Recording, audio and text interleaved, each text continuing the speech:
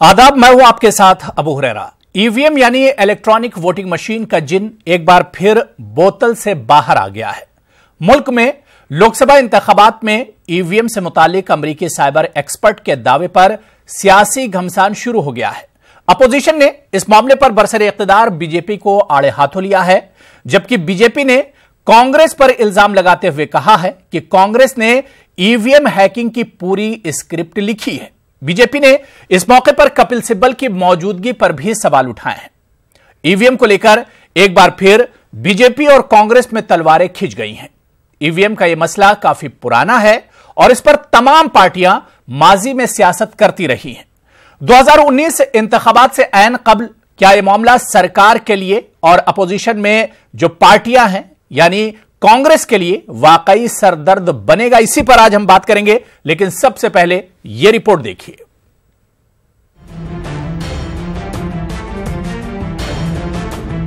मुल्क में लोकसभा इंतखाबात में अब महज 3 माह का ही वक्त बचा है। तमाम पार्टियों का फोकस इलेक्शन पर है।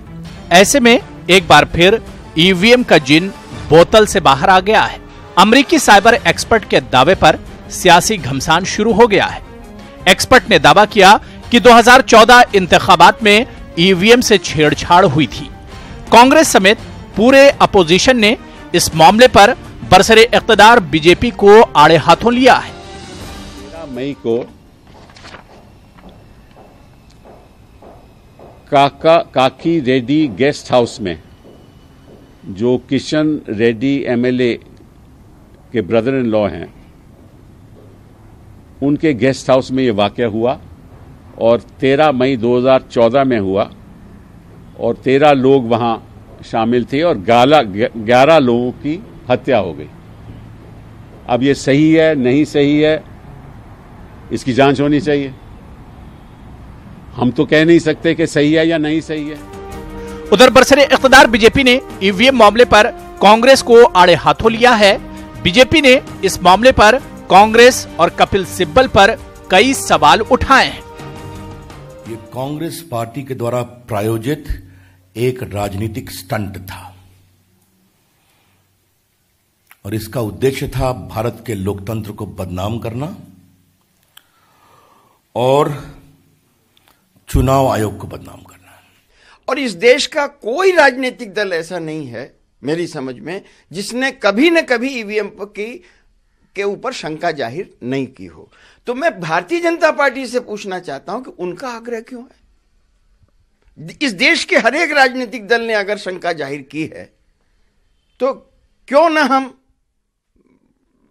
बैलेट की तरफ वापस। इलेक्शन कमीशन ने ईवीएम की हैकिंग को लेकर किए गए ताजा दावों पर कहा है कि इलेक्शन कमीशन जिस ईवीएम्स का इस्तेमाल करता है वो पूरी तरह महफूज है। कमीशन ने हैकिंग के दावों को खारिज करते हुए कहा कि इस मामले में क्या कानूनी कार्रवाई हो सकती है, इस पर गौर किया जा रहा है। लेकिन एक बार फिर वही सवाल खड़ा हो रहा है कि क्या ईवीएम से छेड़छाड़ मुमकिन है? ऐसे में यह जाहिर है कि इस मामले में आने वाले दिनों में अभी और सियासत देखने को मिलेगी। Bureau report, news 18 Urdu. तो जिस तरह से ईवीएम के साथ छेड़छाड़ के दावे किए जा रहे हैं और जिस तरह से ईवीएम का पूरा मसला 2019 इंतखाबात से पहले सामने आया है, क्या वाकई में इस पर अभी और सियासत होगी? क्योंकि जब से मामला सामने आया है बीजेपी और कांग्रेस के बीच में एक तरह से तलवारें खिंच गई हैं। उधर टीएमसी से ममता बनर्जी, मायावती, अखिलेश यादव सबने इस पर बयान दिया है। आम आदमी पार्टी से अरविंद केजरीवाल सबने इस पर बयान दिया है कि ईवीएम पर लगाम लगनी चाहिए और बैलेट पेपर के जरिए इलेक्शन होने चाहिए। लेकिन बड़ा सवाल यह उठता है कि जो पार्टी इख्तिदार में रहती है, जो पार्टी चुनाव में जीतती है, उसे ईवीएम अच्छी लगती है और जो हार जाती है वो सीधे सीधे पूरा ठीकरा ईवीएम पे फोड़ देती है। आज इसी पर हम बात करेंगे। मेरे साथ कुछ खास मेहमान जुड़े हुए हैं। बहुत जल्दी अपने मेहमानों का हम आपसे तारुफ करा दें। मेरे साथ अंकित लाल तर्जुमान है आम आदमी पार्टी के, मेरे साथ जुड़े हुए हैं। सुलेमान मोहम्मद खान साहब स्पोक्स पर्सन है कांग्रेस के, आप भी मेरे साथ जुड़े हुए हैं। रोहित चहल लीडर हैं बीजेपी के, आप भी मेरे साथ जुड़े हुए हैं। सुरेंद्र दुबे साहब सीनियर जर्नलिस्ट हैं। एडवोकेट प्रशांत माली जी साइबर एक्सपर्ट है, आप भी मेरे साथ जुड़े हुए, और कुछ देर में अब्बास अली जैदी साहब Samajwadi party leader spokes person, वो भी मेरे साथ जुड़ जाएंगे। अपने तमाम मेहमानों का बहुत इस्तकबाल करते हैं न्यूज 18 उर्दू में। सबसे पहले सुलेमान मोहम्मद खान साहब, आपसे ही शुरुआत करना चाहेंगे। रविशंकर प्रसाद साहब ने आज प्रेस कॉन्फ्रेंस की और उन्होंने सीधे सीधे कपिल सिब्बल के लंदन में होने पर सवाल उठाया। उन्होंने कहा कि इस पूरे ड्रामे की कहानी, पूरी स्क्रिप्ट कांग्रेस ने लिखी है और भारत के लोकतंत्र यानी जमहूरियत और इलेक्शन कमीशन को बदनाम करने के लिए यह सब कुछ किया गया है। सुलेमान साहब।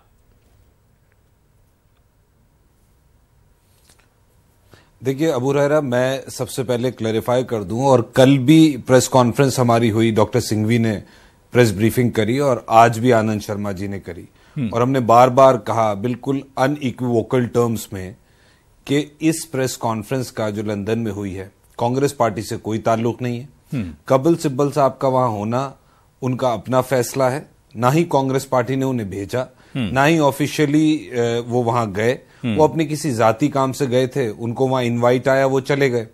अब कांग्रेस पार्टी में बहुत लीडर्स हैं और कार्यकर्ता है, कौन कहां जाता है, क्या करता है, उस सब चीज के लिए कांग्रेस पार्टी जिम्मेदार नहीं होगी। हाँ, अगर ऑफिशियली कांग्रेस पार्टी उनको भेजती तो जरूर हम जवाबदेह होते। और जहां तक रविशंकर प्रसाद जी का सवाल है, उनकी आजकल वो यूट्यूब पे उनकी मीडिया बाइट चल रही है जो 2009 में उन्होंने दी थी, और ईवीएम पे बड़े गंभीर उन्होंने सवाल उठाए थे। और राज्यसभा सांसद हैं बीजेपी के जीवीएल नरसिम्हा राव, उन्होंने 2009 के चुनाव के बाद बाकायदा किताब लिख दी थी कि कैसे ईवीएम मैनिपुलेट हो जाती है, और वो उस टाइम ऑफिशियल स्पोक्स पर्सन थे, ऑफिशियल कैपेसिटी में उन्होंने किताब लिखी थी। रविशंकर प्रसाद जी भी ऑफिशियल स्पोक्स पर्सन थे। तो बीजेपी ने एक्चुअली ऑफिशियली ये ईवीएम पे सवाल उठाए थे, और अगर बीजेपी कहती है कि जमहूरी निजाम को या प्रजातंत्र को बदनाम किया है, भारत की डेमोक्रेसी को, तो बीजेपी 2009 में कर चुकी है। जहां तक कांग्रेस पार्टी का ताल्लुक है, कांग्रेस पार्टी बार बार, क्योंकि हमने देखा 2014 के बाद चुनाव हुए तो ईवीएम मैल फंक्शनिंग की रिपोर्ट्स आई, लोगों ने शिकायत करी और लोगों को शुबा होने लगा कि इसमें कहीं मैनिपुलेशन तो नहीं है। इसीलिए कांग्रेस पार्टी ने और विपक्षी दलों के साथ मिलकर इलेक्शन कमीशन ऑफ इंडिया को भी मेमोरेंडम दिया, और जब हमारी मार्च 2018 में एआईसीसी प्लेनरी हुआ, उसमें भी कांग्रेस पार्टी ने रेजोल्यूशन पास किया कि बैलेट पेपर पे वापस आइए, और इसीलिए हमारा यह मानना है बैलेट पेपर पे वापस आए। सुप्रीम कोर्ट ने जजमेंट दी कि सारी मशीनें वीवीपैट से कनेक्ट की जाए, ईवीएम मशीनें voter verifiable paper audit trail से करी जाए। वो काम इलेक्शन कमीशन ने किया है, वीवीपैट से जोड़ा जा रहा है ईवीएम को, वो काम इलेक्शन कमीशन ने किया है। रोहित चहल, कांग्रेस का कहना है आज हमारी डिमांड यह है कि 50% मशीनों को वेरीफाई किया जाए, इतनी बात और कहूंगा। अच्छा, जो मशीनें इस वक्त ईवीएम चल रही उन्हें वेरीफाई किया जाए, ठीक है। रोहित चहल, कांग्रेस कम है, पेपर बैलेट पे इस चुनाव में नहीं आ सकते, इसीलिए इस चुनाव को अगर ईवीएम से कराएं तो वीवीपैट को 50% को वेरीफाई करें। ठीक है। रोहित चहल, जैसे कि सुलेमान मोहम्मद खान साहब ने कहा कि भाई कांग्रेस का कोई लेना देना इस प्रेस कॉन्फ्रेंस से नहीं है, जो प्रेस कॉन्फ्रेंस हैकर ने की थी और कपिल सिब्बल साहब का लंदन में होना महज एक इत्तेफाक था। देखिए, मैं एक ही बात कहना चाहूंगा, कांग्रेस जो है वो जिस तरीके से असलियत जो है कांग्रेस की वो लगातार सामने आती जाती है। कांग्रेस वही कपिल सिब्बल जी हैं जो राम मंदिर पे जाके खड़े हो जाते हैं उसके विरोध में, राम मंदिर नहीं बनना चाहिए। उसके बाद वही कपिल सिब्बल जी हैं जो जज के खिलाफ वो करते हैं, वही कपिल सिब्बल जी हैं जो लगातार जिस तरीके से आज देशद्रोह का जिनके ऊपर मामला चल रहा है और वो कहते हैं कि देशद्रोह का कानून ही खत्म कर देना चाहिए, और वही कपिल सिब्बल जी हैं जो आज ईवीएम को लेकर वहां पर सवाल उठा रहे हैं। तो देखिए, कांग्रेस जो है ये कांग्रेस प्रायोजित, कांग्रेस ने जिस तरीके से वहां पर किया था, जिस 2 दिन पहले ही वहां पर एक ठगबंधन का एक बड़ा जमावड़ा कलकत्ता में दिखाई देता है, और उसके बाद एक समिति बनती है और ये कपिल सिब्बल जी एक अपना एक वो कहते ना डमी बिठा देते हैं। वो कौन था, कहां से था, उसकी क्या विश्वसनीयता थी, और सबसे महत्वपूर्ण है जिसकी बात पे भरोसा कर रहे हैं कुछ सबूत है क्या। ये वही बात कर रहे हैं जिस तरीके से कांग्रेस पार्टी का जो चेहरा आता है सामने के समय समय झूठ बोलो, बार बार बोलो, जोर जोर से बोलो। और अगर इतना ही ईवीएम पे इनको डाउट है तो ये मध्य प्रदेश में, राजस्थान में और छत्तीसगढ़ में चुनाव हुए तो उनको छोड़ देना चाहिए कि नहीं नहीं हम तो गलती से जीत गए, गलत वोट मिल गए हमको। तो महत्वपूर्ण विषय ये है जब ये लोग जवाब दूंगा इसी बात तो वो ईवीएम ठीक हो जाती है, लेकिन जब ईवीएम जब ये हारते हैं तो उसके बाद ईवीएम के ऊपर ठीकरा फोड़ते हैं। उसी समय अभी 3 राज्यों के चुनाव हो, उसी समय जब तेलंगाना में हारे तो कांग्रेस छाती पीटती पीटती इलेक्शन कमीशन में चले गए, इनके स्टेट के यूनिट के, तेलंगाना के। वही आम आदमी पार्टी की दिल्ली की बात कर लें तो अरविंद केजरीवाल जी जब दिल्ली में जीतते हैं तो ईवीएम ठीक हो जाती है, जब पंजाब में जीतते हैं तो ईवीएम ठीक हो जाती है। वही पश्चिम बंगाल में ममता जी के साथ है, वही उत्तर प्रदेश में उनके साथ है। तो मुझे लगता है आज इनको हार दिखाई दे रही है, तभी ये मैं कहता हूं ये हार और एक डर है, ये डर है इनको। आज मोदी जी ने जिस तरीके से काम किया, विकास किया, उन्हें पता 19 में इनका सुपड़ा साफ होने वाला, तो पहले इन्होंने ईवीएम पे ठीकरा फोड़ना, ये कहे वो एंटीसिपेटरी बेल लगानी शुरू कर दी। ठीक है सुलेमान, आपको अगर रिएक्शन देना चाह रहे, बहुत मुख्तसर में दीजिए रिएक्शन, मैं फिर अंकित आपके पास आता हूं। शॉर्ट में जी जी, ये बहुत मुख्तसर दूंगा। देखिए, जहां तक 5 स्टेट्स में चुनाव में 3 में जहां कांग्रेस जीती है या पंजाब में जीती, जिस दिन हम जीते 11 दिसंबर को, उस दिन शाम में राहुल गांधी जी ने प्रेस कॉन्फ्रेंस करी थी, प्रेस ब्रीफिंग करी थी कांग्रेस ऑफिस में, हेडक्वार्टर में, और उन्होंने कहा था कि हम 3 स्टेट्स में चुनाव जीत गए हैं, लेकिन इसका यह मतलब नहीं कि हम ये चाहते हैं कि इस तरह से ईवीएम पे चुनाव हो। उस दिन जीतने के बाद भी राहुल गांधी जी ने कहा था कि वीवीपैट से कनेक्ट होना चाहिए या बैलेट से होना चाहिए और वीवीपैट से वेरीफाई होना चाहिए। बिल्कुल, यानी कांग्रेस जीती, लेकिन उसकी मंशा यही है, वो चाहती है कि बैलेट पेपर से ही चुनाव कराया जाए। अंकित लाल, एक छोटी सी बात ऐड कर दूं? ठीक है रोहित, आप जल्दी से जवाब आप भी दे दीजिए, आपको मौका देते हैं 30 सेकंड में। जी, अभी सुन रहा था, देखिए मुझे इस चीज की हैरानी है कि 2014 करे जा रहे हैं कि 14 में इन्होंने क्या किया। अरे भैया, 14 से पहले आपकी सरकार थी, 13 के अंदर, 14 तक भी आपकी सरकार थी। तो इलेक्शन कमीशन जिसके ऊपर आज आप संदेह कर रहे हैं, उस इलेक्शन कमीशन पे जो संवैधानिक संस्थाएं हैं, चाहे वो इलेक्शन कमीशन हो, चाहे वो सीबीआई हो, चाहे जिस तरीके से, चाहे वो सुप्रीम कोर्ट हो, सब पे आप लोग सवाल उठा रहे हैं। लेकिन 14 में आपकी सरकार थी, तो हम लोगों ने कैसे गड़बड़ कर ली, आप ये तो बताइए। देश के अंदर, देश को आप जो मूर्ख बनाने का, झूठ बोलने का जो काम कर रहे हैं, देश को बताइए। आज आप देश को बताना पड़ेगा कि कैसे। हम नहीं कह रहे हैं, वो हैकर कह रहा है। आप लोगों ने, आप लोग फेल हो गए पूरी तरीके से। अरे अपना ठीकरा ईवीएम तक कब तक फोड़ते रहेंगे आप लोग? अरे आप अपने आप कहते रहिए भाई, किसी हैकर ने प्रेस कॉन्फ्रेंस करी, हमारा जनता के मैंडेट पे सवाल उठा रहे हैं आप, जनता के ऊपर सवाल उठा रहे हैं। भाई शुभा आपने 2009 में किया, हम अब कर रहे हैं 3 साल में। दोनों पार्टी, आपने भी शुभा किया ना ईवीएम पे 2009 में, आपकी सरकार कह रहे बैलेट पे होना चाहिए, आपने भी कहा। अब 14 में जनता ने आपको नकार दिया, को वीवीपैट स्वीकार करनी चाहिए। यही डिमांड इस बार की, आगे देखेंगे बैलेट कराने के लिए। कब तक नहीं, देखिए कांग्रेस या बीजेपी, दोनों पार्टियों ने, कांग्रेस हो या बीजेपी हो, दोनों पार्टियां ईवीएम पे सवाल उठाती रही हैं। ईवीएम पे सवाल सियासी पार्टियां उठाती रही हैं, इससे कोई निकल नहीं सकता है। मैं रोहित आपके पास फिर आऊंगा, अंकित आपके पास जाना चाहूंगा, लेकिन उससे पहले अब्बास अली जैदी साहब जो कि स्पोक्स पर्सन है समाजवादी पार्टी के, वो भी हमारे साथ जुड़ गए। अब्बास साहब आपका भी बहुत इस्तकबाल करते हैं। अंकित लाल जी, आम आदमी पार्टी ईवीएम को लेके बहुत मतलब आवाज उठाती रही है, उसने डेमो भी कराया था। पहले मैं अपनी एक बात रख दूं, अभी कई बार ये कहा गया कि इलेक्शन कमीशन ने कहा कि उनकी ईवीएम जो है वो हैक नहीं हो सकती है, टेम्परेबल नहीं है। ये बात सुप्रीम कोर्ट में एस्टैब्लिश हो चुकी है कि ईवीएम टेम्परेबल है। उसके बाद ही सुप्रीम कोर्ट ने ये बोला कि वीवीपैट लगाई जाए। अगर सुप्रीम कोर्ट ने नहीं कहता कि हाँ भाई ईवीएम में कोई समस्या नहीं है, तो वीवीपैट की जरूरत क्या होती? वीवीपैट की जरूरत इसलिए पड़ी क्योंकि सुप्रीम कोर्ट के अंदर यह एस्टैब्लिश हुआ कि हाँ ईवीएम में कुछ समस्या है। तो इस बात को इलेक्शन कमीशन ने कहना छोड़ दे कि उनकी ईवीएम में कोई समस्या नहीं है। ईवीएम में समस्या है, इस कारण से सुप्रीम कोर्ट, देश के सबसे बड़े न्यायालय को यह कहना पड़ा कि जी आप वीवीपैट लगाइए। अब वीवीपैट लगने का पर्पस क्या था, उसकी वजह क्या थी, हम लोग को एक बार इस बात में वापस सोचना चाहिए। ईवीएम के ऊपर वीवीपैट लगाने की वजह यह थी कि वोटर को इस बात की बिल्कुल पक्की बात बताई जाए कि हां भाई आपका वोट जिस पार्टी को आपने वोट दिया उसी पे गया।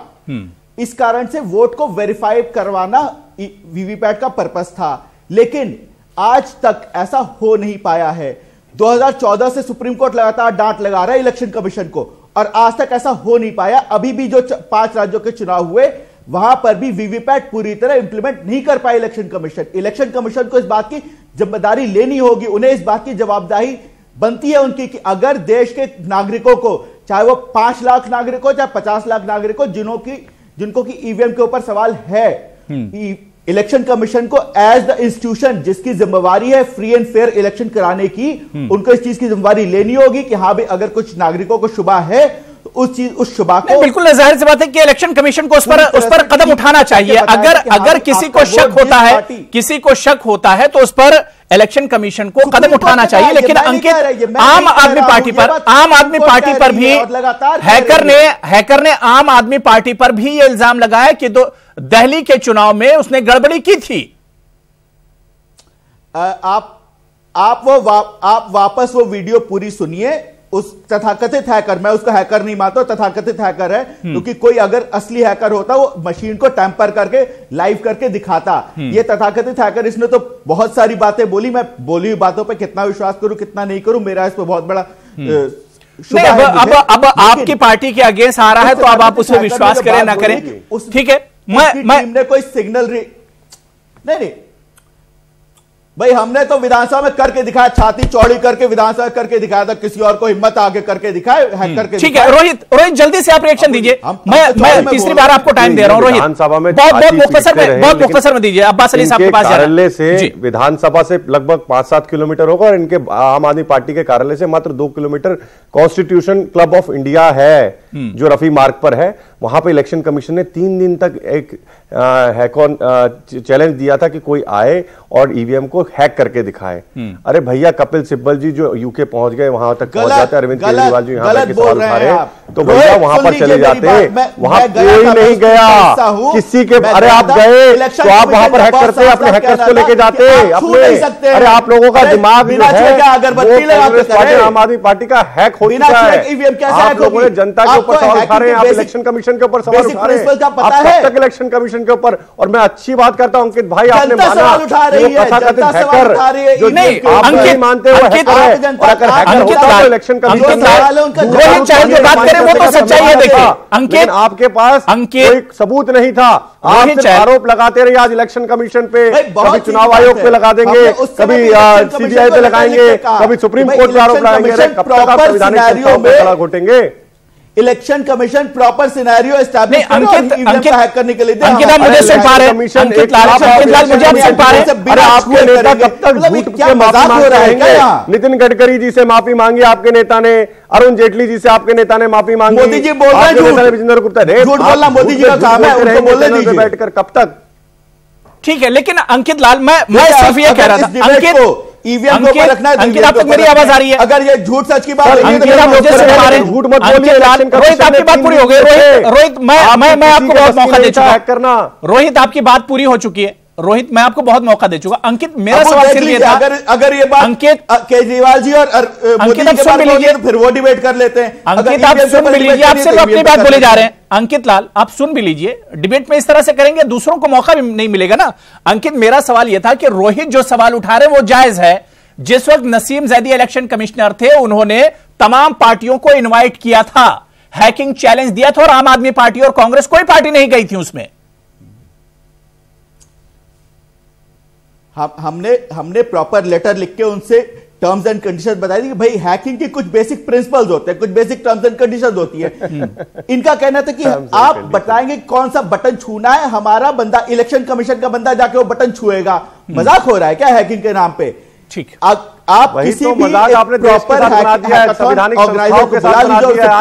इलेक्शन कमीशन के ऊपर सवाल उठा रहे हैं भाई। नहीं, कम से कम आम आदमी पार्टी को अपने लीडर को भेजना चाहिए था, अपने डेलीगेशन को भेजना चाहिए था। लगता कि ये पार्टी संजीदा है इस इशू को लेकर, लगता कि आम आदमी पार्टी भी संजीदा है जो इसके लिए हमेशा आवाज उठाती रहती है।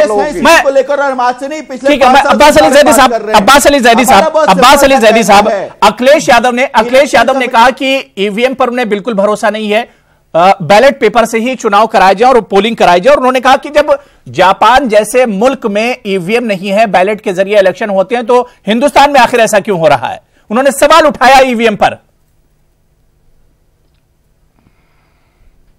अबू हुरैरा भाई, आज ये बहुत अहम बात है। अहम बात इसलिए भी है क्योंकि देश में ये प्रेस कॉन्फ्रेंस तो कल हुई है, लेकिन देश में ईवीएम को लेकर आम जनता के बीच में अविश्वसनीयता को लेकर के बहुत दिनों से एक बहस चल रही है। यहां बार बार भारतीय जनता पार्टी के लोग कहते हैं कि डर के मारे ऐसी बातें हो रही, तो इनको कौन सा डर है जो ईवीएम के साथ इतना मजबूती से खड़े हैं? एक वास्तविकता जानने की आवश्यकता है। इस देश के अलावा विदेश में बहुत सारी डेमोक्रेसीज हैं जिन्होंने आज तक ईवीएम अडॉप्ट नहीं किया, और बहुत सी ऐसी डेमोक्रेसीज हैं जिन्होंने अडॉप्ट किया भी तो वापस वो बैलेट पेपर्स पे आ चुके हैं। एक आपके सामने तथ्य जरूर लाना चाहिए कि जब वीवीपीएटी को लेकर के इलेक्शन कमीशन की सिफारिशों को सरकार ने मान लिया तो वीवीपीएटी के फंड्स को रिलीज करने में इतना समय क्यों लगाया और अभी भी पूरी तरह से रिलीज नहीं किया? सुप्रीम कोर्ट ऑफ इंडिया में जब इसको चैलेंज किया गया था ईवीएम को, तो सुप्रीम कोर्ट ने कहा कि चुनाव प्रोसेस को हम डायरेक्टली चेंज नहीं कर सकते, लेकिन केंद्र सरकार को वीवीपीएटी के लिए फंड्स रिलीज करने का डायरेक्ट ऑर्डर किया था और इनसे एक्सप्लेनेशन भी मांगा था कि अब तक क्यों नहीं रिलीज किए गए। वास्तविकता क्या है? यह देश एक लोकतांत्रिक देश है, चुनावी प्रक्रिया पे यह देश निर्भर करता है, और अगर इस देश की एक बड़ी आबादी, हम नहीं कहते 100% लोग, लेकिन एक बड़ी आबादी अगर ईवीएम को लेकर के सवाल उठाती है और लेकिन अब्बास अली जैदी साहब जब यही सब पार्टियां अब्बास अली जैदी साहब जब यही सब पार्टियां जीतती हैं तो ईवीएम पर सवाल नहीं उठता है, जब ये हार जाती है तो हार का ठीकरा ईवीएम पर फोड़ती हैं। इस वजह से भी सवाल उठता है कि सियासत होती है ईवीएम के साथ हमेशा। अबू हुरैरा भाई नहीं, अबू हुरैरा भाई, समाजवादी पार्टी का रुख हमेशा ईवीएम के विरोध में था। हम बाई इलेक्शन जीतने के बाद भी कहे, क्योंकि हमने कैराना के बाई इलेक्शन में साफ तौर पे देखा, पहली बार ऐसा हुआ कि किसी बाई इलेक्शन में इस देश में, यह आदरणीय मोदी जी की देन थी, 300 से ज्यादा बूथों पर रिपोल हुआ। क्योंकि इन्होंने खुद कहा कि ईवीएम मशीनें करप्ट हो गई, गर्मी के कारण वो काम नहीं की। हमारा सवाल ये नहीं है, आप छोड़िए राजनीतिक पार्टियां क्या मांग करती हैं, आप मत सुनिए। 5 साल आपने विपक्ष की नहीं सुनी, आपने विपक्ष के मशवरे नहीं लिए, आप लोकतंत्र का गला घोटते रहे। लेकिन आम जनता ईवीएम को लेकर के क्या रोहित जी इस बात को स्वीकार करेंगे कि देश की 100% जनता ईवीएम के साथ खड़ी हुई है? आप क्यों इतना मजबूती से ईवीएम के साथ खड़े हैं? हम जानते हैं समय कम है, आप नहीं ला सकते, लेकिन आप वीवीपीएटी में 1% के बैरियर को ही समाप्त करने का काम कीजिए। आप 50% कर दीजिए अगर पारदर्शिता चाहते हैं इस चुनाव में, और आप ये कानून बनाइए। मैं रोहित अभी आपको टाइम नहीं दे सकता हूं क्योंकि रोहित मुझे ब्रेक पर जाना, उससे पहले बन जाए सभी के लिए। रोहित आप इसका जवाब दीजिएगा, मैं आपके पास आऊंगा, लेकिन उससे पहले मुझे सुरेंद्र दुबे साहब के पास भी जाना है। दुबे साहब मैं आपके पास आऊंगा, लेकिन एडवोकेट प्रशांत माली जी जो कि साइबर एक्सपर्ट हैं, मैं उनसे समझना चाहता हूं कि प्रशांत माली जी, क्या वाकई में मुमकिन है कि ईवीएम को हैक किया जा सकता है, उसे टैंपर किया जा सकता है, उसकी प्रोग्रामिंग चेंज की जा सकती है, जो एक पूरा हंगामा है इस पर? ये हैकिंग और टैंपरिंग, ये दो शब्द है, हमको समझना चाहिए। हैकिंग का जो ये मामला हमारे सामने आया है, जो लंदन में कल प्रेस कॉन्फ्रेंस हुई थी, उसमें उसका ये कहना है कि शॉर्ट वेव्स के द्वारा इसको हैक किया जा सकता है। तो पहली बात तो शॉर्ट वेव्स के द्वारा इसको हैक नहीं किया जा सकता। दूसरी बात है कि क्या टैंपरिंग हो सकती है। ये जो इसका कोड है वो इसमें एम्बेड किया हुआ है, इसके अंदर डाला हुआ है। अगर उस कोड में पहले से ही कोई किसी ने चेंज कर दिया है तो ये डेफिनेटली ये उसी तरीके से बिहेव करेगा जैसे वो कोड लिखा गया है। लेकिन बाहर से क्या इसे चेंज करना अभी मुमकिन है? तो अभी वाईफाई के द्वारा या वाईफाई द्वारा इसे हैक करके चेंज करना अभी मुमकिन नहीं है, बिकॉज वो टेक्नोलॉजी ही इसी में नहीं है, क्योंकि एक सेमी ऑटोमेटिक सा ये मशीन है। और हैकिंग के वैसे भी कोई रूल्स नहीं होते, अगर किसी को करना है तो वो उसमें अंदर जाके ही कर पाएगा। तो अभी जिस स्थिति में ईवीएम है उससे टैंपर करना जिस स्थिति में है उसे मुमकिन नहीं। और जो ये दावे कर रहा था लंदन में, तो इसमें तो कोई इसने दावा प्रूफ बताया ही नहीं है कि कैसे ये कर सकता है। जैसे इसने तो ये भी कह दिया कि ब्रेक्सिट भी टैंपर्ड था, तो ब्रेक्सिट में तो ईवीएम यूज ही नहीं हुआ था, वहां पे तो बैलेट पेपर यूज हुआ था। इसने कहीं कंपनियों के नाम लिए, वो कंपनियां उस समय अस्तित्व में थे भी नहीं। तो इसका ही जो दावे है वो सिर्फ एक सनसनाहटी करने के लिए है। लेकिन ईवीएम के जो डाउट्स है, वो डाउट्स तो कोई भी सिस्टम में डेफिनेटली रहेंगे, क्योंकि कंप्यूटर बेस्ड डिवाइस है। इंडिया में जो ईवीएम इस्तेमाल होती है उसे हैक नहीं किया जा सकता है, फुल प्रूफ है यहां की ईवीएम।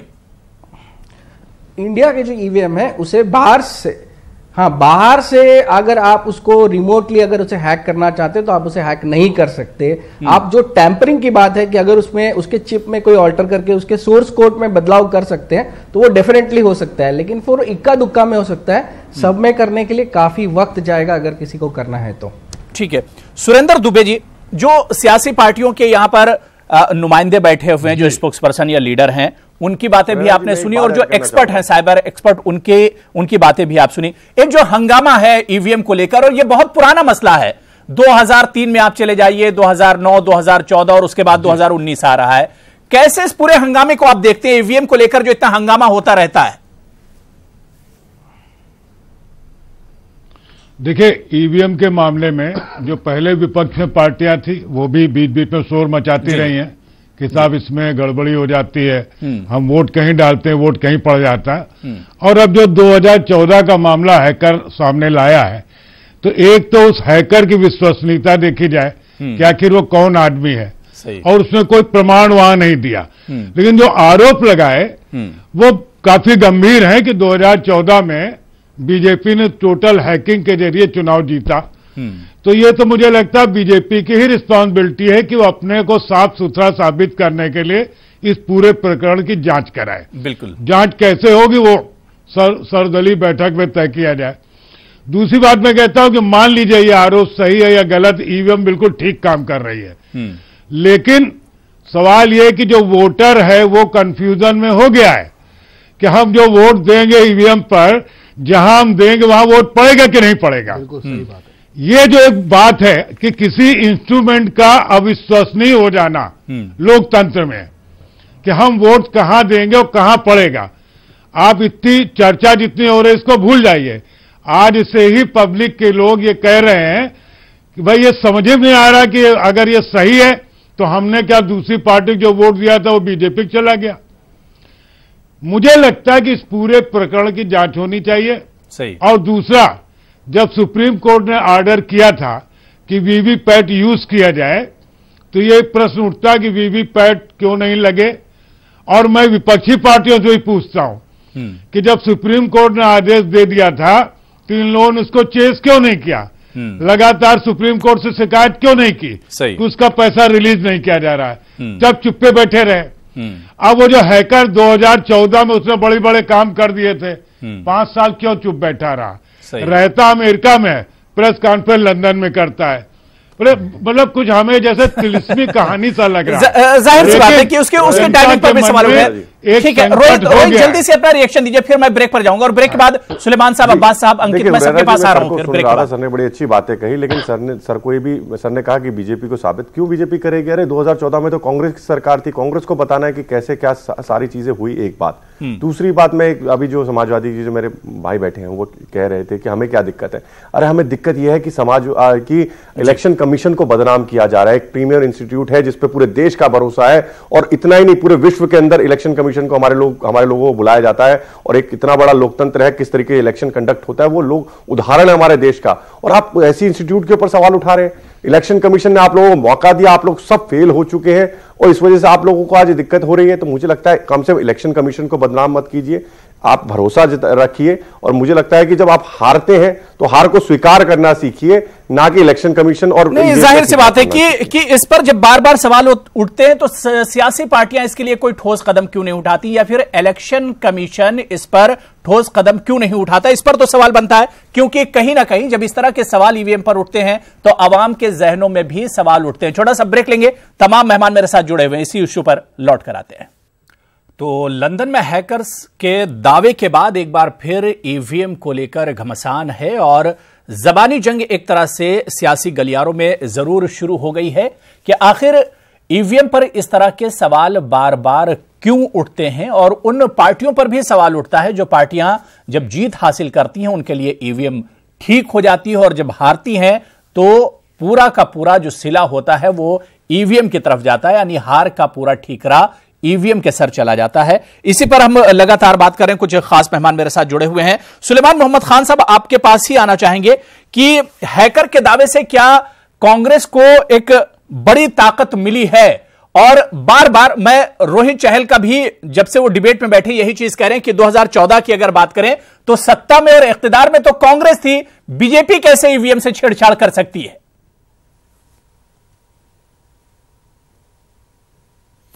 देखिए, हैकर तो ये कल आया है।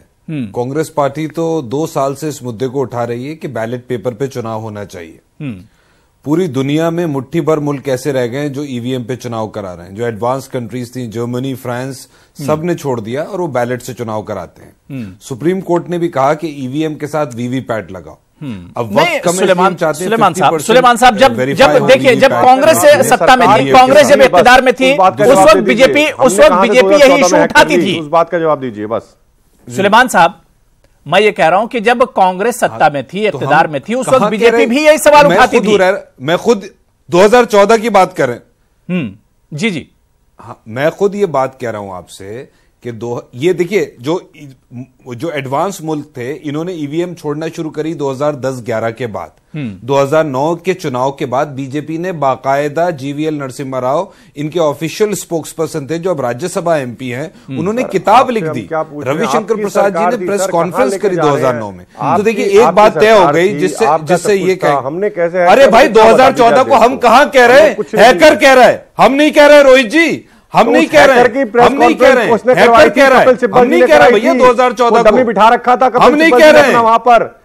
अरे भैया हम नहीं कर रहे हैं, अगर थोड़ा सा ध्यान से सुना होता, अब तो आप कहते रहो, आप जो कहते हैं हैक की जा सकती है। अरे इंटरनेट से तो हमारी ईवीएम, अरे आप जैसे लोगों से बहस करना बेकार है। हम कितनी बार एक ही बात कहें, आप लोग कहते रहो, आपको पता है। मैं अपनी बात कहना चाहूंगा, फिर ये कुछ भी कहते हैं। रोहित मैं आता हूं तुम्हारे पास। देखिए रोहित, आपके पास आ रहा हूं, मैं आ रहा हूं आपके पास। मैं सिर्फ इससे क्या फायदा होगा, इससे क्या फायदा होगा?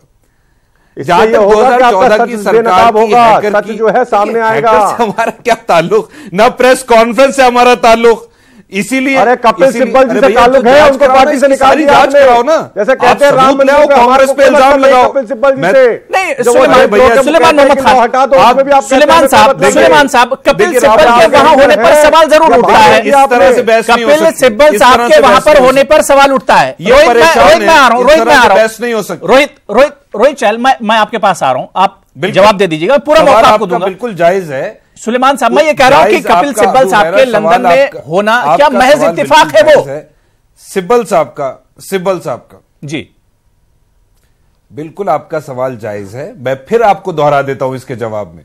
सिब्बल साहब अपने किसी काम से वहां गए थे, उन्हें ये प्रेस कॉन्फ्रेंस के लिए बुलाया गया, वो चले गए। कांग्रेस पार्टी ना उन्हें भेजा, ना ताल्लुक, ना किसी को मालूम। और जहां तक राम मंदिर का बार बार बात करते हैं, हमने ये कहा कि सुप्रीम कोर्ट जो फैसला करेगा वो सब मानेंगे। सिब्बल साहब एज अ वकील पेश हो रहे थे, कांग्रेस पार्टी पेश नहीं कर रही थी उन्हें। ये भी साफ कर दूं, जो बीजेपी के झूठे बैठे हैं और ये झूठ बोलते हैं, और ईवीएम का जहां तक ताल्लुक है, आज के दौर में हम फिर कहते हैं, और हैकर तो आज कह रहा है, हम 2 साल से कह रहे हैं बैलेट पे कराइए, और समझ मेरा नहीं आता, समाजवादी पार्टी के स्पोक्सपर्सन कह रहे हैं, बहुत अच्छी बात कह रहे हैं कि बीजेपी ईवीएम के साथ क्यों खड़ी है।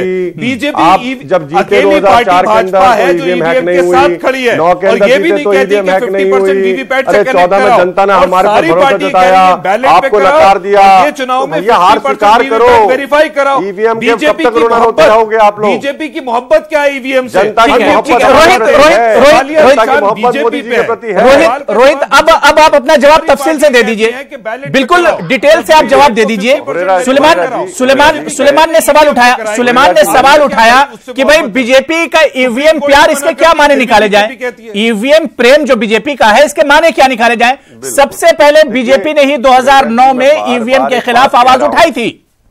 हम बार मैंने एक बात कही, और मैंने पहले भी ये कह दें कि 50% की डिमांड कर दें कि 50% वीवीपैट को वेरीफाई कराएंगे, उत्तर दिया, ये डिमांड करके दिखाते, हिम्मत है तो करके दिखाए बीजेपी के प्रवक्ता। सुन लीजिए वीवीपैट 50% वेरीफाई कराते, इलेक्शन हमें दिक्कत इस चीज से है कि इलेक्शन कमीशन को बदनाम करने का काम कांग्रेस पार्टी कर रही है। हमें ईवीएम से प्रेम नहीं है, हमें देश की जो संवैधानिक संस्था है उनसे प्रेम है, हमें अपने देश से प्रेम है। जब अंतर्राष्ट्रीय स्तर पर जाकर जहां पर जाकर प्रेस कॉन्फ्रेंस करवा के, और आप देश के पूरे इलेक्शन सिस्टम पर, पूरे देश के संवैधानिक संस्थाओं पर आप लोग सवाल उठाते हैं। हमें देश से प्यार है, और देश के लिए, हमारे लिए देश पहले, इलेक्शन कमीशन पहले, सुप्रीम कोर्ट पहले है, हमारा संविधान पहले है।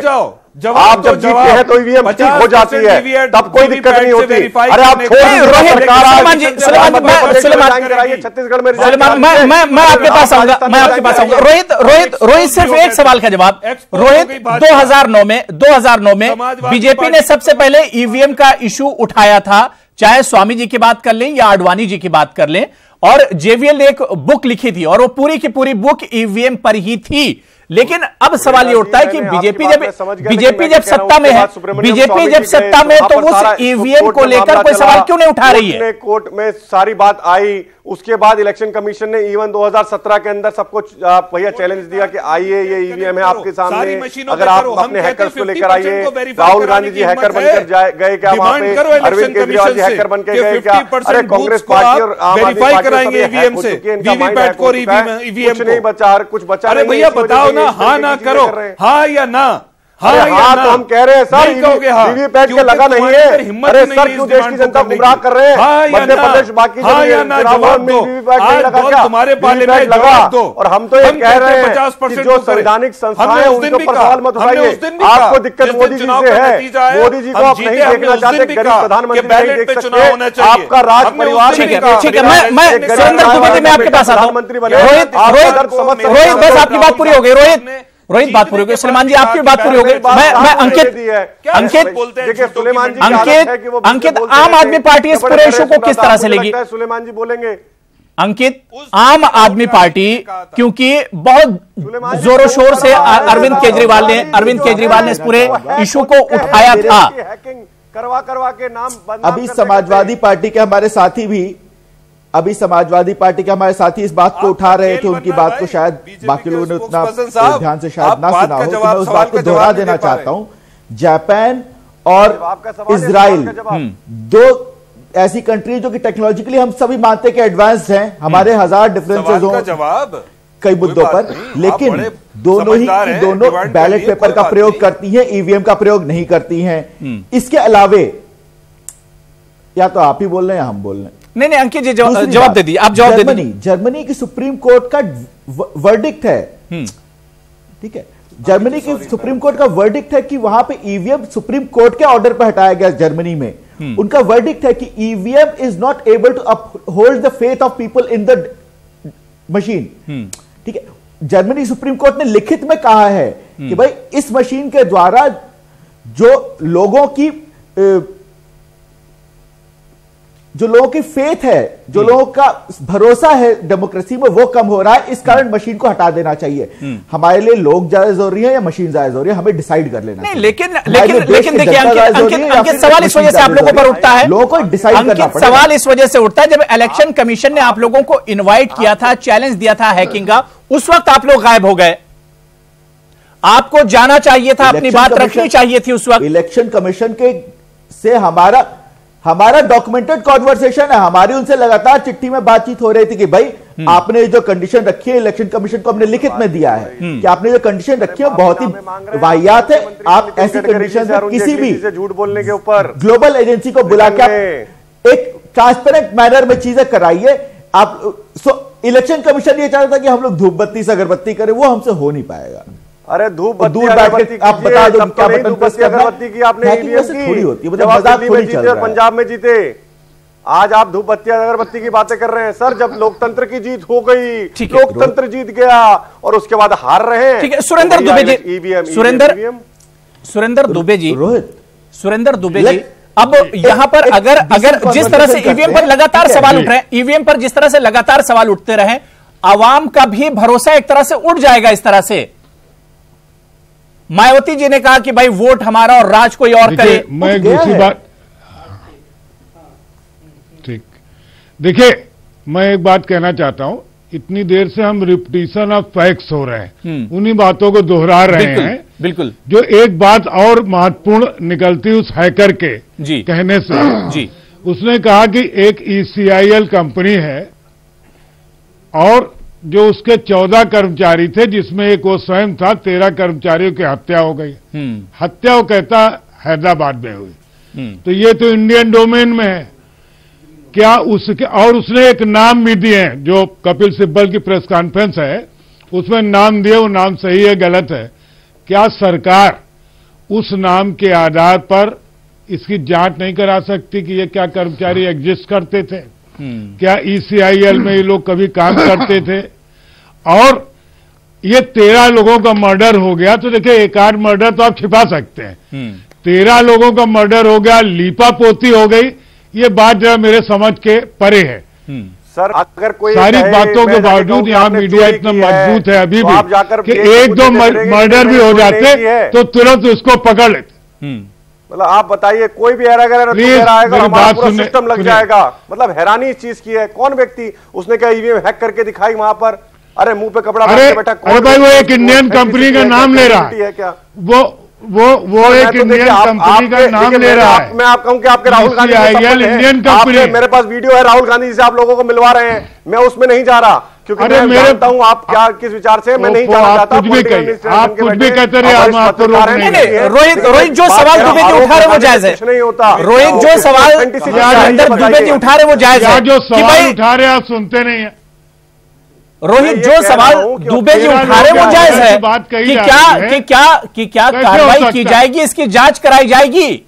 एक हैकर अमेरिका का लंदन में बैठकर इस तरह के बड़े बड़े दावे करता है, क्या उसकी जांच कराई जाएगी? मर्डर हो गया, क्या संभव है? इन्होंने क्या किया प्लान, मुझे समझ में नहीं आ रहा आप क्या कर रहे हैं। ये जो बिल्कुल सर सुन लीजिए, जो प्रेस कॉन्फ्रेंस इन्होंने करी, इन्हें पता था अगर भारत में इस तरीके की प्रेस कॉन्फ्रेंस होती है, इस तरीके का ड्रामा जो एक पूरा रचा गया कांग्रेस पार्टी का स्पॉन्सर्ड, अगर वो भारत में होता तो उसके ऊपर एक्शन होता, कानून अपना काम करता। इसीलिए इन्होंने वहां पर जाके किया। कपिल सिब्बल जी को प्लांट करके वहां पर भेजा, कपिल सिब्बल जी वहां पर मॉनिटरिंग कर रहे थे पूरे कि सही से वो पूरा ड्रामा सही से रचा जाए, और राहुल गांधी यहां बैठ के देख रहे थे लाइव बैठ के। इससे कुछ नहीं होने वाला है। इलेक्शन कमीशन जो है, आपको जनता को इलेक्शन कमीशन में भरोसा है। आप वीवीपैट भी नहीं लगाना चाहते हैं सर, हमें अपने इलेक्शन कमीशन से भरोसा मोहब्बत है, हमें अपने कानून व्यवस्था, अपने लॉ एंड ऑर्डर पे भरोसा है, हमें अपने संविधान पे भरोसा है। की जजमेंट को मान लिए रोहित जी, 50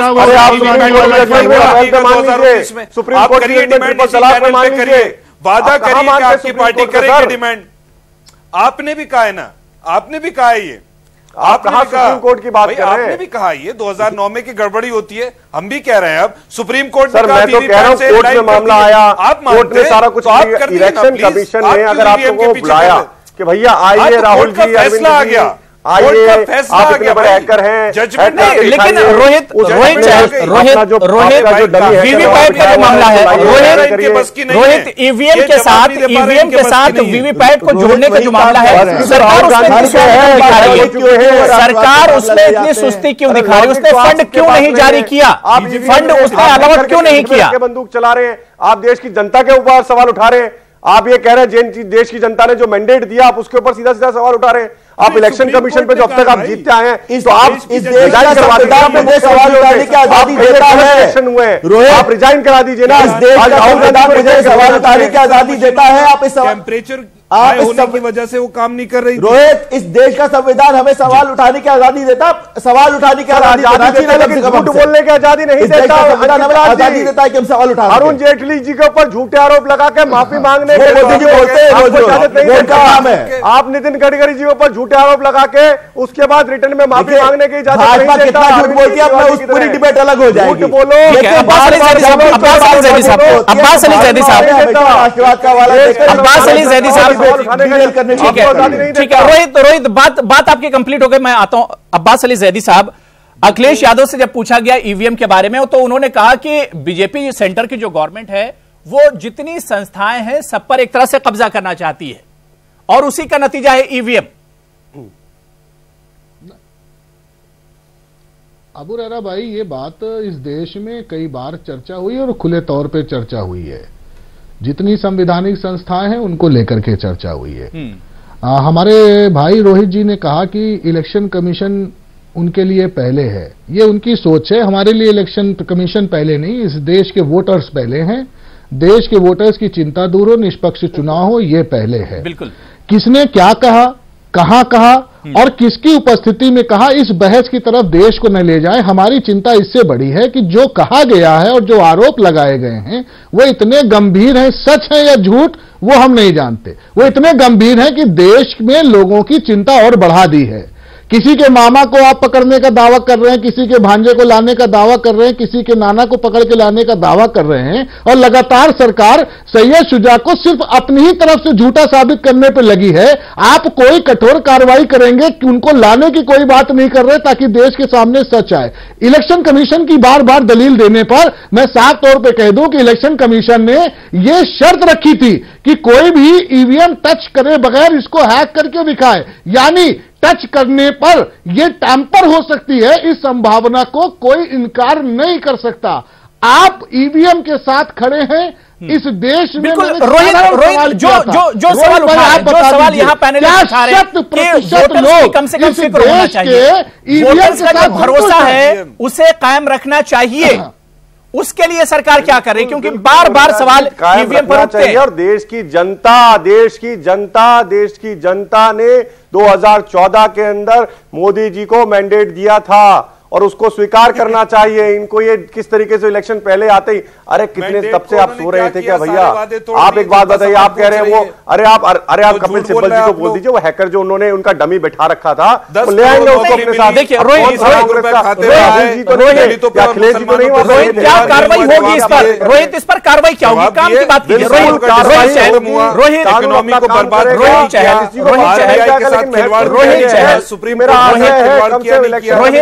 संस्थानों को बदनाम करना बंद करें, सुप्रीम कोर्ट को बदनाम बंद करें। मेरे सवाल का जवाब दीजिए, क्या कार्रवाई होगी? उस हैकर्स का पता लगाया जाएगा, सच्चाई सामने लाएंगे आप लोग? क्यों डर रहे हो आप? रोहित मेरा सवाल ये कि सच्चाई सामने लाई जाएगी इस हैकर की जिसने इतने बड़े बड़े दावे किए? मैं तो हुरेरा जी, मैं तो ये कह रहा हूं कि कपिल सिब्बल जी को, जो व्यक्ति है उसको सामने लेकर आ जाना चाहिए। कपिल सिब्बल जी ने जो प्रेस कॉन्फ्रेंस कथाकथित वहां पर करवाई, जहां पर वो बैठ के मजे से इशू को आप मोड़े। मैं प्रशांत मालिक जी आपके पास आ जाऊंगा। वो ISI का था। ठीक है रोहित, बात पूरी हो गई, आप बात को मोड़ रहे हैं, आप बात को एक तरह से मोड़ रहे हैं। प्रशांत मालिक जी, ईवीएम तक तो ठीक था, ईवीएम पर सवाल उठते रहे और ईवीएम को और साफो शफाफ बनाने के लिए, क्लीन बनाने के लिए, फुल प्रूफ बनाने के लिए वीवीपैट का इस्तेमाल किया गया। लेकिन पिछले कुछ चुनाव में आप देख लिए कि वीवीपैट के बाद भी ईवीएम पर सवाल उठे।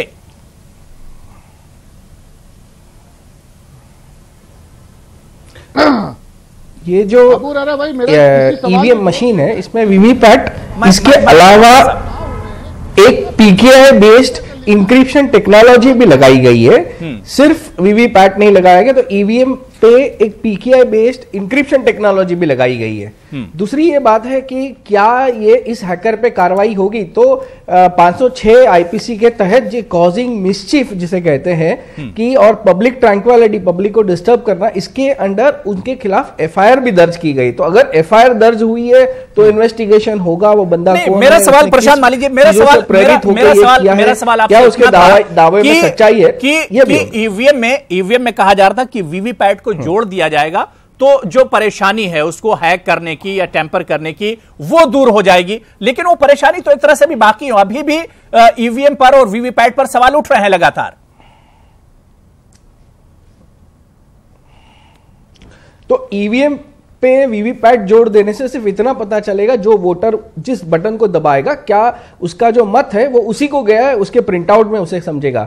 उस मशीन के अंदर क्या हुआ है ये वीवीपैट नहीं बताएगा उसमें से। ठीक है, तो सुरेंद्र दुबे एक आखिरी कमेंट आपसे कि क्या वाकई में जो पार्टियां डिमांड कर रही हैं कि बैलेट पेपर के जरिए ही चुनाव कराए जाएं, क्या वाकई में ईवीएम का एक बदल बैलेट पेपर हो सकते हैं? सरकार को भी इस पर अब सोचना चाहिए, इलेक्शन कमीशन को सोचना चाहिए।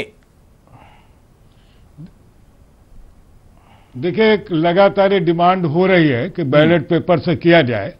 ये कौन तय करेगा? पॉलिटिकल पार्टीज और जनता। अगर इस ईवीएम पर अविश्वास लोगों का है तब ये चुनाव तो बैलेट पेपर से नहीं हो सकते। बिल्कुल। हालांकि बैलेट पेपर में भी क्या क्या होता था आप भी जानते हैं, हम भी जानते हैं। सही। लेकिन फिर भी अगर जनता का अविश्वास है ईवीएम के प्रति तो ये चुनाव हो, इसमें बिल्कुल जाहिर सी बात है कि हमें फिक्र सबसे पहले वोटर की करनी चाहिए, आवाम की करनी चाहिए। और अगर आवाम को इस पर विश्वास नहीं तो जाहिर सी बात है इस पर इलेक्शन कमीशन को एक तरह से इलेक्शन कमीशन को इस पर कदम उठाना चाहिए। और जाहिर सी बात है कि जहां तक ये हैकर का मामला है, ये ईवीएम का मामला, इस पर अभी आने वाले दिनों में और भी सियासत देखने को मिलेगी। बहुत बहुत शुक्रिया सुलेमान मोहम्मद खान साहब, अंकित लाल जी, रोहित चहल जी, सुरेंद्र दुबे जी, अब्बास अली जैदी साहब और एडवोकेट प्रशांत माली जी, आप सभी का बहुत बहुत शुक्रिया मेरे साथ।